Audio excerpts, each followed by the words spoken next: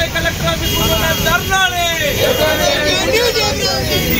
చేయండి. జిల్లా సమస్యలపై కలెక్టర్ ఆఫీస్ ముందు ధర్నాని.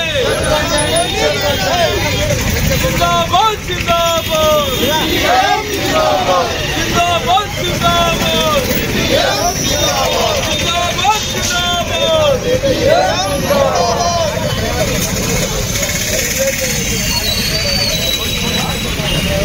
పానాల కాడు ఉండిపో రానిదంటే ఎగ్గయ్యమంటే నా చెమట సుక్క నా చెమట సుక్క నా చెమట సుక్క అంట రానిదంటే ఎగ్గయ్యమంటే నా చెమట సుక్క నా చెమట సుక్క నా చెమట సుక్క అంట రానిదంటే ఎగ్గయ్యమంటే నా చెమట సుక్క. ఓరి బిడ్డ ఓరి మల్లన్న ఓరి బిడ్డ ఓరి కొమరన్న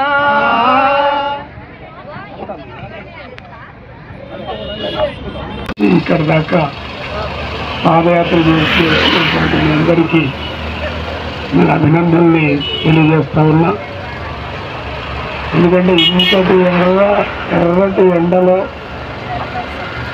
ఒక 3-4 కిలోమీటర్లు పాదయాత్ర చేసి ప్రజల సమస్యలను ప్రభుత్వం దృష్టికి తీసుకురాగలిగినటువంటి పార్టీ ఏదన్నా ఉన్నది అంటే అది సిపిఎం పార్టీ, అది ఎర్రజెండా పార్టీ మాత్రమే ఈ సాహసం చేయగలదు.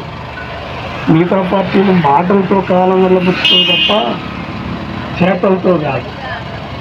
ఏదో ఎన్నికల ముందు 6 నెలలు హడావుడి చేసి ఓట్లు వేయించుకొని అవతల పడితే మళ్ళీ ప్రజల నెత్తుల చేతులు పెట్టి అలవాటు ఉన్నటువంటి రాజకీయ పార్టీలు. కానీ ఎర్రజెండా ఓట్లున్నా లేకున్నా గెలిచినా ఓడినా నిరంతరం ప్రజల పక్షాన నిలబడి ప్రజల కోసం పనిచేస్తున్నది ఎర్రజెండా అనే విషయాన్ని మర్చిపోవద్దని సందర్భంగా మీ దృష్టికి నేను తీసుకొస్తున్నా. పక్షాలు కేవలం ఎన్నికల కోసం పనిచేస్తే సిపిఎం పార్టీ ప్రజా సమస్యల కోసం పనిచేస్తూ ఉంది. అందుకే మీరు చూడండి, ఏ ఒక్క పార్టీ కూడా ప్రజా సమస్యలను లిస్టు తయారు చేసి ప్రజా సమస్యల మీద పోరాడుతున్నటువంటి పరిస్థితి ఏ పార్టీకి లేదు, కేవలం సిపిఎం పార్టీ తప్ప. ఒక మహత్తరమైనటువంటి ఆశయం కోసం పనిచేస్తున్నది సిపిఎం పార్టీ. ఈనాడు మన జిల్లాలో అనేక పార్టీలు ఉన్నాయి. కాంగ్రెస్ అధికారములు ఉన్నది. కాంగ్రెస్ పార్టీకి 5 ఎమ్మెల్యేలు ఉన్నారు. ఒక ఎంపీ కూడా కాంగ్రెస్ పార్టీ చేతిలో ఉన్నది. అలాగే టీఆర్ఎస్ మొన్నటిదాకా 10 సంవత్సరాల అధికారములు ఉన్నది. ఇప్పుడు అధికారం కోల్పోయిన తర్వాత టీఆర్ఎస్ ఒక రకంగా చెప్పాలంటే మా వల్ల ఏం కాదు అనేటువంటి పరిస్థితిలో చేతులు ఎత్తేస్తున్నట్టు పరిస్థితి ఉన్నది. అలాగే బీజేపీ కేవలం మతోన్మాదము, కులాలు, మతాల మధ్యన తగాదలు పెట్టే పార్టీ ఉంది తప్ప ఏనాడు కూడా ఏ ఒక్క ప్రజా సమస్య మీద పోరాడినటువంటి చరిత్ర బీజేపీకి లేదు. ఇక మిగతా పోరాడాల్సింది కమ్యూనిస్టు పార్టీలు మాత్రమే.